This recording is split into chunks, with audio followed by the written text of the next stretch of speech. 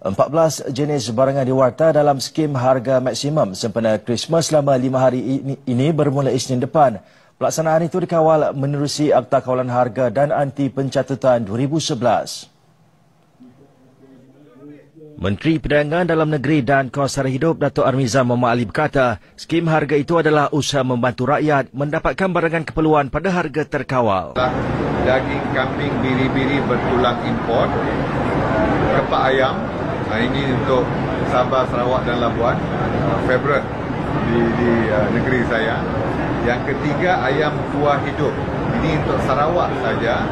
Yang keempat, ubis bulat import. Barangan lain ialah cili merah, bawang merah besar import dan ubi kentang import dari China. Kesemua 14 barangan diwarta itu akan dilabel dengan tanda harga berwarna merah jambu. Datuk Armizan berkata penguatkuasa KPDN ditugaskan di lokasi strategik seperti Pasar Awam, Pasar Tani dan Pusat Membeli Belah bagi menjalankan pemeriksaan dan penguatkuasaan.